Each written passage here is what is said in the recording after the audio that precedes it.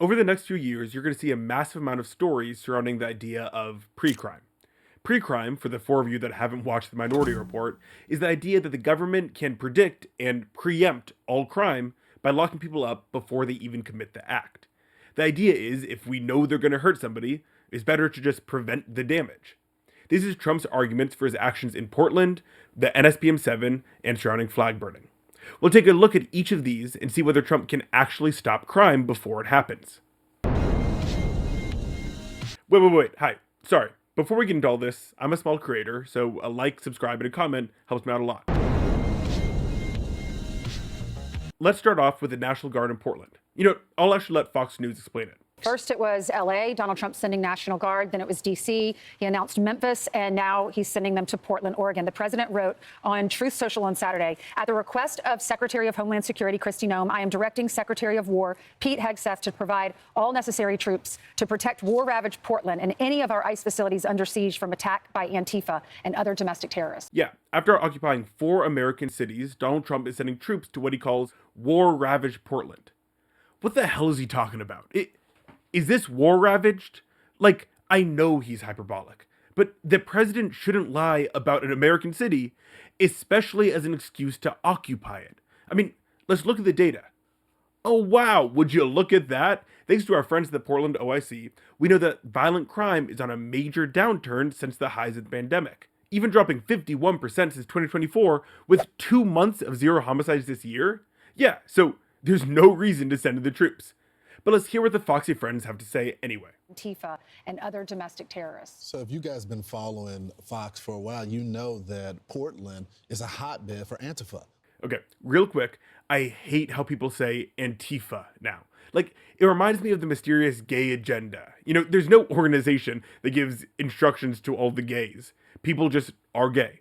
Just like there's no Antifa that gives instructions to all the anti-fascists. People are just naturally against fascism. But Trump, as a fascist, can't accept that and has made up this boogeyman and has been talking about it for so long, people believe it exists. It should be dealt with via the military, as Fox explains. You would think that the leaders there would want the help because this has been a growing problem. The residents don't like it at all, but they're angry. Watch. I communicated directly to President Trump that intervention was not necessary in Portland. The members of the Oregon National Guard are Oregonians, they are our neighbors, they are our friends, they have day jobs, they have lives that are now being upended by the President of the United States. This is a waste of taxpayer money, and we're going to stand together to fight back on this. Okay, great. You just showed how the people of Oregon don't want this, how they're fighting back in every way they can. You showed the officials explaining that this is a waste of taxpayer funds and even hurts the National Guard's people by taking them out of their day jobs. What do you say to that? Portland is a mess. You guys are responsible. And when help comes out, you're going to make the bad guys the federal agents, but they're sending 200 National Guards to take over Portland. Portland is now suing back. But these protesters with their nose rings and purple hair are causing havoc in front of federal buildings. That is the reason you call them the National Guard. And you're a national joke. Nobody wants to live there anymore. Nobody works there anymore. The president's there to help. Look, I don't like nitpicking, and that's not what I'm about to do. Kilmeade said no one lives in Portland and no one works in Portland. Well, that's not true. I mean, obviously, but in fact, it's not even directionally true. The population of Oregon is on a steady incline with a nearly 1% increase this year, while the US as a whole, due to immigration policy, might actually lose population for literally the first time ever.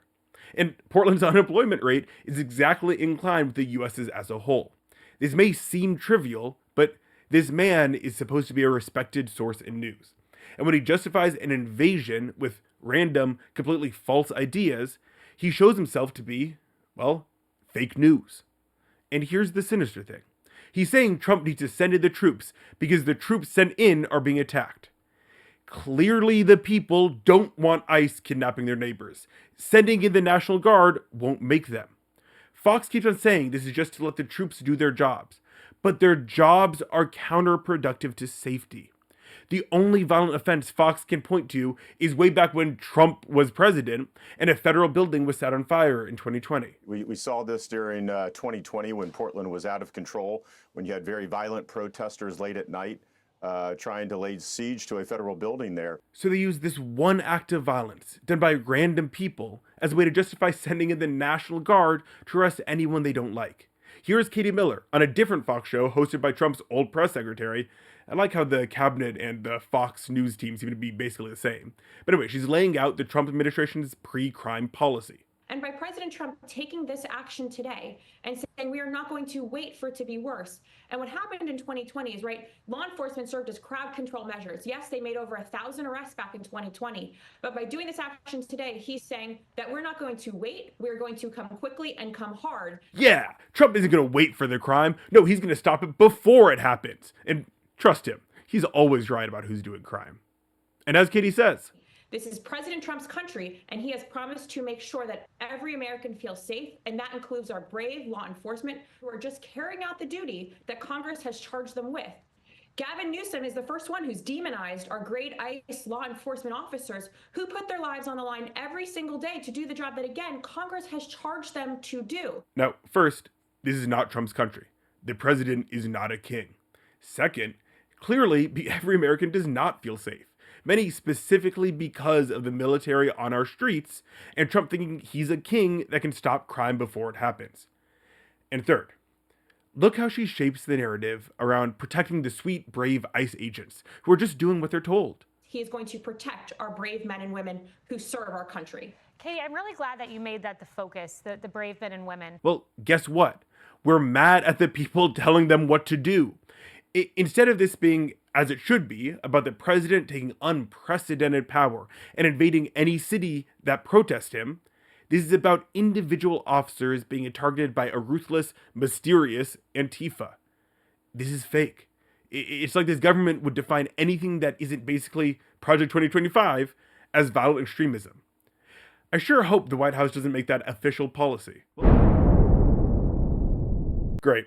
So, the NSPM is a memo that creates policy for the intelligence and security communities. It is incredibly important. And as of now, it is official state policy that anti-capitalism and anti-Christianity, or extremism on migration, race, and gender, and hostility towards those who hold traditional American views on family, religion, and morality, whatever that means, those are all signs of violent and terroristic activities. You see, without psychics, the only way to properly engage in pre-crime is to enforce thought crimes. They are making beliefs criminal. And remember, these people's definition of extreme is this. Some new lows over the weekend with the MAGA gang desperately trying to characterize this kid who murdered Charlie Kirk as anything other than one of them. This nothing joke was extreme enough to get Jimmy Kimmel booted off the air. And anyone who doesn't use the Trump Bible is an extremist to them. If you're Buddhist, you're a threat. If you're polyamorous, you're a threat. If you don't like the idea of the National Guard invading Portland and Trump continuously overstepping presidential authority, you're a threat. And it'll be handled like every other card-carrying member of Antifa, which you are. But here's the thing. What's great about America is our freedom to be anti-capitalist and hostile to religion and whatever else we want to be. There's one thing I left out of the original quote from the NSPM 7 that shows potential terrorist intentions, which was support for the overthrow of the United States government. Now, that one kind of makes sense. But again, the great thing about this country is that you can openly declare you want a new government, and the current government can't shut you up for it. In fact, we celebrate the Founding Fathers specifically for supporting the overthrow of their government. The Founding Fathers cared about free speech so much, they created a new government based on the idea that it's every person's inalienable right to hate on that government, and even burn its flag. Oh my god, flag burning. Another situation where Trump is declaring an act of free speech a sign of pre-crime. They called it freedom of speech, but there's another reason which is perhaps much more important. It's called death. You could do other things. You can burn this piece of paper. But when you burn the American flag, it incites riots. He says flag burning is so offensive, it could cause someone to act violently. So no one's allowed to do it. Forget about the fact we're still allowed to wear flag underwear and desecrate it that way, and that someone else being violent isn't the protesters' problem. Burning the flag shows discontent with the government. And if Trump wants to make that illegal, he is openly authoritarian, and therefore desecrating everything our nation stands for. Destroying the freedom of speech is a worse crime against America than burning all of its flags. So we have 3 instances of Trump trying to stop crime before it happened. Well, in Portland, he actually missed the crime and is sending in troops to disrupt the incredible crime prevention programs they already had in place. With the NSPM-7, he created a McCarthy-style thought crime guide, which doesn't exactly stop crime. And with the flag, he just took away a long-standing right for all Americans. Now, I invite you to tell me in the comments whether or not you believe Trump's actions here will make this country better. I certainly don't. But thank you for watching, and have a great day.